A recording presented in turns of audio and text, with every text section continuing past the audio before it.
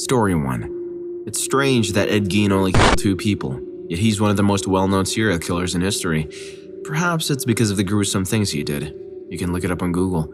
His house was a complete mess. It was a cluttered, filthy pigsty when the police arrived. Gein had been living alone since his brother died in a barn fire. Some speculate that Gein may have killed him and had let the house go to ruin. The officers found countless parts from his grave-robbing excursions, and of course, the infamous lampshade and the half-finished woman's suit made of the same material.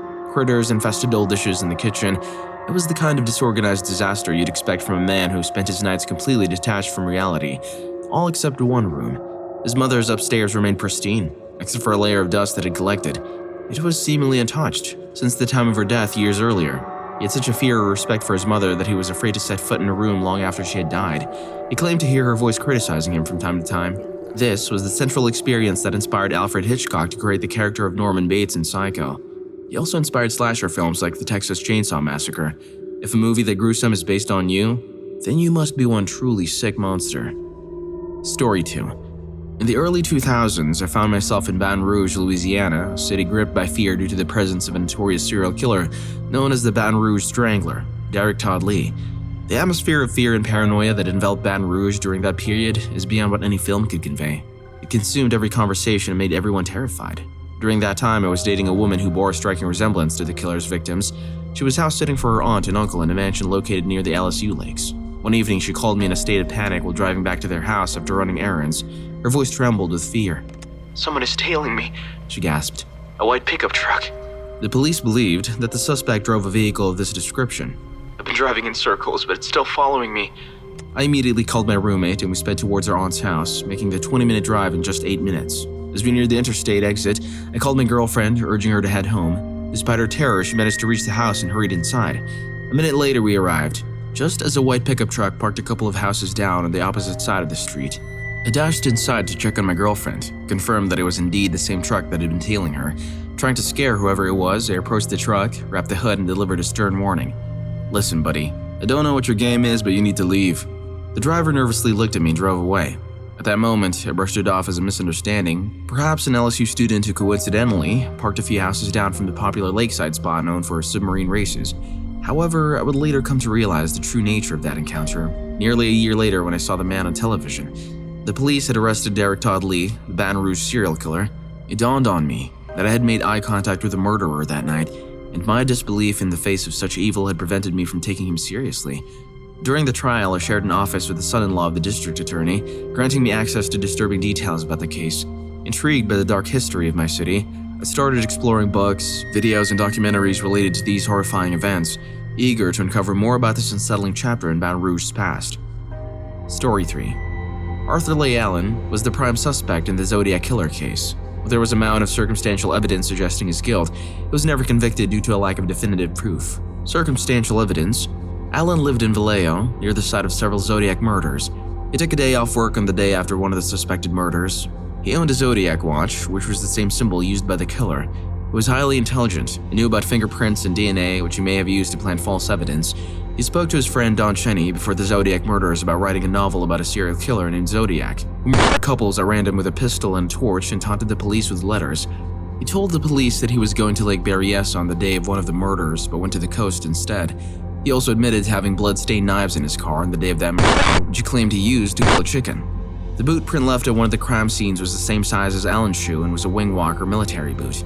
Allen had served in the Navy.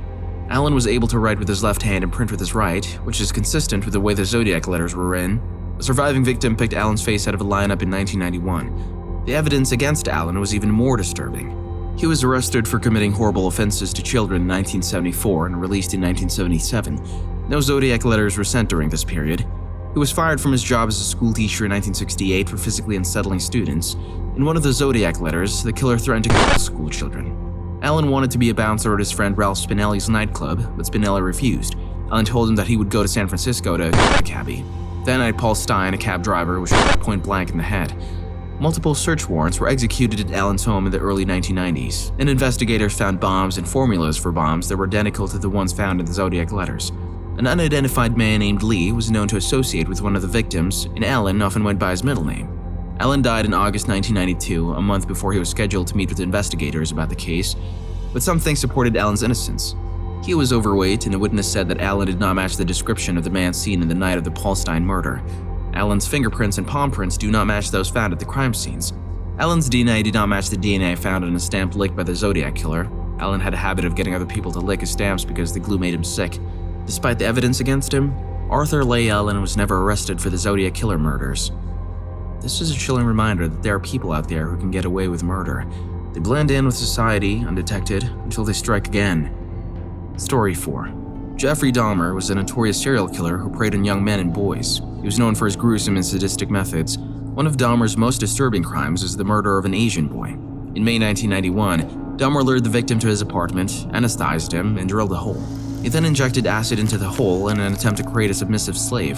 The boy survived the attack, but he was left with severe brain damage. He was found wandering the streets of Milwaukee, bare and badly hurt, by 3 young women who called the police.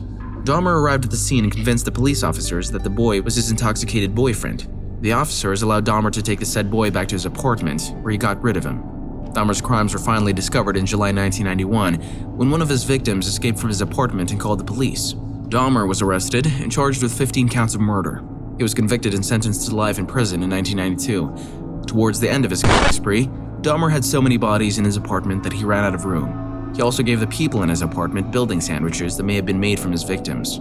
I attended Marquette University in Milwaukee, not far from Dahmer's apartment building. When the news broke, my boyfriend at the time was riding the bus with a woman who was freaking out and crying uncontrollably. She lived in the building and said that Dahmer apparently hosted cookouts regularly. I always think about the PTSD the first cop to open the refrigerator must have. Story 5. Dennis Rader, famously known as BTK, short for Bundy Killer, many victims survived his horrors but couldn't remember their ordeal. He would abduct them, subject them to his dominance for months, medicate them, and meticulously cleanse them before leaving them unconscious on remote roads, miles away. While some women endured the nightmare and lived, others met a more sinister fate, a grim hallmark of a serial killer. In one chilling incident, he separated a victim's children from her, placing them in the bathroom with toys while he immobilized their mother, the protector. Moments later, Rader secured Shirley Vine Relford's 3 young children, aged 5, 4, and 8, in the bathroom, offering them blankets and toys. Meanwhile, he intricately tied their mother to the bed in a sinister display of The young woman met her tragic end when Rader used a plastic bag to smother her. Her children's cries and screams echoed as they desperately sought to break free from their bathroom prison, driven by an instinctive need to save their mother. But by the time one of Relford's children finally managed to force open the bathroom door, their beloved mother lay lifeless, and her tormentor had vanished into the shadows. In 2004, after years of silence, Rader rekindled communication with the authorities. Decades had passed without him being apprehended, but he once again sent taunting letters and items to them. In his renewed correspondence, he inquired if his writings, stored on a floppy disk, could be traced. Authorities assured him through a coded message in a newspaper that he couldn't be tracked. Rader entrusted them with a floppy disk, only for them to uncover metadata that led to his church. His arrest swiftly followed. Betrayed, he felt that a connection had been formed between them. The terror extended beyond his gruesome crimes. The BTK killer had instilled fear in several households, leading them to install alarms as a safeguard against his malevolent presence. My mother resided in a mobile home park in Wichita during the BTK's reign of terror. My father was deployed overseas at the time. They owned a robust German Shepherd, whom my mother would let out briefly every night before sleep. For a time, the dog would react with intense barking, growling, and snarling, but eventually stopped. Not long after, a BTK murder occurred not far from the mobile home park. The chilling realization of how close the danger had been haunted her. Adding to the dread, some older homes in Wichita had a second landline installed by the door, a precaution against the notorious line-cutting tactics of the BTK. People would come home and check the line by the door, then the other line, just to find reassurance. BTK's actions were chillingly self-serving and twisted. He even demanded that people fill out an application to correspond with him in prison. Story 6. Ted Bundy was known for his charm and good looks, which he used to lure his victims into his traps. He was also a master of disguise and manipulation, and he used these skills to prey on young women. He was raised to believe that his mother was his older sister. As a psychology student at the University of Washington in Seattle, he worked at a hotline center and helped investigate the Green River Killer. Once he had his victims, Bundy subjected them to unspeakable horrors. He was a monster, but he was also intelligent and cunning. My grandmother met Bundy on a college campus. He tried to get her friend to go off with him, but my grandmother got a bad feeling about him. She said he was too happy, and she felt like he was forcing it. Her friend, however, was enchanted by Bundy's charm, and she wanted to go with him. My grandmother took her friend's hand and walked away. As they did, Bundy's face changed completely. It's chilling to think that girls were willing to go with Bundy even after several had gone missing or been found dead, but his charm and good looks were blinding. Bundy was eventually caught and executed for his crimes, but his legacy of terror lives on. His psychological profile of the Green River Killer was so accurate that it inspired the novel Silence of the Lambs. In the end, Bundy is a reminder that even the most charming and seemingly innocent people can be capable of the most horrific acts of violence. Do these stories make you realize how dark and twisted the human soul can be? Like this video and subscribe to my channel now to hear more terrifying tales. Story 7. Albert Fish. His most disturbing act was with Grace Budd, followed by a letter to her parents. I read this actual letter at the Museum of Death in New Orleans, and the most unsettling part was his retelling of how he met and lured Grace in the unwitting role her mother played in her death. Fish went to the Budd home and had lunch with the family, then he invited Grace to a party and her mother let her go alone. On the train ride back to his place, Fish forgot his box of devices. As they were exiting the train car, Grace ran back to grab them for him. Then, Fish described what happened at the party to Grace's mother, who was illiterate and had to have her son read it to her. I recall that the son was Fish's intended victim until he saw Grace. As a sad Albert Fish could hardly wait for his execution by electric chair, which he referred to as the supreme thrill. Story 8. It's surprising that we don't encounter Robert Hansen more frequently in popular culture. He had a horrifying method of abducting women, releasing them in the vast Alaskan wilderness and then pursuing them like prey before taking their lives. While he may not have had the highest victim count, his sport of hunting them down is utterly chilling. But he wasn't the sole practitioner of this gruesome method. I can't recall the name, but there was allegedly a wealthy Mexican politician who employed the same modus operandi. On one occasion, he spared a young woman and released her because she refused to participate in the deadly game. Sadly, her account wasn't believed, and he went on to claim the lives of several more victims before his arrest. In these twisted scenarios, serial killers often have a fixed plan in mind. When their meticulously crafted plan is disrupted, they might either halt their actions or descend into madness. Story 9. Don Angel Vargas killed at least 10 men. He claimed that they tasted better than women's and he avoided overweight victims, believing they contained too much cholesterol. Just as disturbing were the crimes of journalist Vlado Teneski, who was caught when he reported on his own murders, including details that had not been released to the public and were known only to the killer. Teneski's downfall began when he reported on the disappearances of 4 women, 3 of whom were later found with a phone cord bearing signs of assault. While police had initially revealed the cause of death, they had not specified the type of cord used. Teneski's accurate reporting of this detail raised suspicion, and he was arrested. A search of Teneski's home revealed a trove of adult videos and notes about the crimes, making it clear that he had been committing the murders and then writing about them in great detail for the newspaper, as if to taunt the police. Story 10. The killer Bela Kiss had a habit of preserving people in barrels in his basement. Someone became suspicious of his actions, but they couldn't apprehend him due to his involvement in World War I. The discovery of the barrels happened quite by chance, as authorities believed he was stockpiling fuel during a time of severe shortages. Upon breaking into his garage, they encountered something far more chilling than gasoline. However, when they finally traced him down, he had vanished, leaving behind a dead man in the hospital bed. Kiss was believed to have joined the French Foreign Legion, only to desert it as well. History loses sight of him after that, save for a single potential sighting as a janitor in New York. Yet before anyone could confirm the sighting, the janitor mysteriously vanished. We'll never know if that man kept up with his crimes. One thing's for sure, he got away with them all. Story 11. In the case of John Wayne Gacy, the horror ran deep. There were so many bodies stashed beneath his house that over time, the remains melded together, needing over 2 years of painstaking effort to reconstruct the skeletons. One of Gacy's chilling tactics to divert police attention from his victims was to make anonymous calls to the police station, falsely reporting sightings of his victims. This cunning ploy led to law enforcement to believe that the missing individuals had run away, ultimately lowering the priority of their search.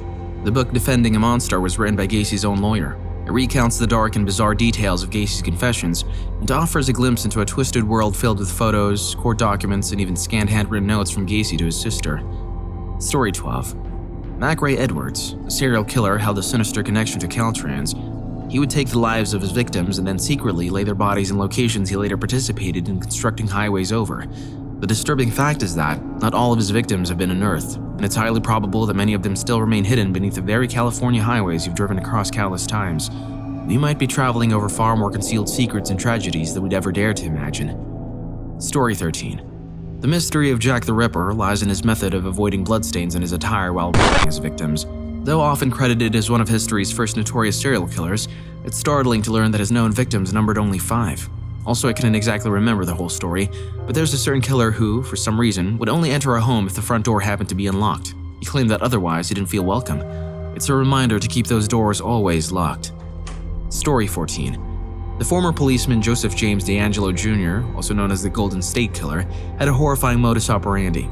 He would infiltrate the homes of couples, coercing the women to restrain their partners. With a menacing display, he balanced the dishes in the man's back, issuing a chilling threat that if he heard those dishes crash, he would take the lives of everyone in the house. Afterward, he subjected the woman to physical harm and scoured the home for hours.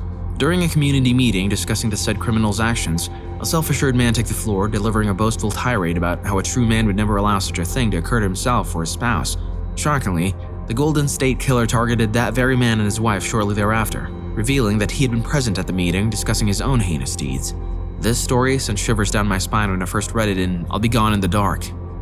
Like a predator lurking in the shadows, this killer waited patiently for his next victim, listening to their fear with mad satisfaction. Story 15. Peewee Gaskins, the most infamous serial killer in South Carolina, roamed the streets in a hearse adorned with a bumper sticker that read, "I haul dead people." He would inform others that he used it to move the remains of people he'd taken to his private burial grounds. He claimed that his tally stood at a daunting 100 to 110 lives. Story 16. Richard Kuklinski did something terrifying. He took a life and left the body in an oil drum outside a diner just to see how long it would take for someone to notice. He'd sit in the drum while ordering sandwiches, creating a scene. The oil drum incident involved a pharmacist he set up for a deal, only to turn it into a deadly encounter. But he didn't stop there. He claimed to have killed several homeless folks in a particular neighborhood, got rid of a cop who had bested him at a pool, and even tested a crossbow on a man just to prepare for another hit. They say if you ever heard him make a weird clicking noise with his mouth when he was mad, you were in big trouble. Story 17. Mark Brandon Red, famously known as Chopper, was a notorious figure in Australia. His targets were limited to those involved with illegal substances and individuals who had attempted on his life. As he aged, a grim diagnosis of liver cancer gave him just a few weeks to live. The television show 60 Minutes Australia came to him, offering one final interview before his time ran out. To everyone's surprise, he accepted. During the interview, when questioned about the various crimes he had previously claimed as acts of self-defense, denied any involvement or concealed, he made a shocking revelation. He confessed to all of them, admitting that none were done in self-defense and that he was the one responsible for the ones he had previously denied. Just a few weeks later, he passed away, leaving a list of every life he had taken. It sent shockwaves through everyone who heard it. Story 18. Issei Sagawa was once caught for grisly crimes in France and pronounced insane. However, upon returning to Japan and spending time in a mental asylum, the verdict changed, and he was considered sane. Shockingly, he checked out without further consequences. As far as I recall, he remains at large, and in interviews, he has disturbingly hinted at the possibility of repeating his heinous acts. Watching those interviews left me deeply disturbed. The unsettling truth is that he's still out there. Issei Sagawa may have evaded justice, but nature has its own reckoning. The sinister man died of pneumonia in a Tokyo hospital back in November 2022. If you dare to explore the depths of paranormal experiences, go ahead and watch the next video. Story 5 will make your skin crawl. See you on the other side.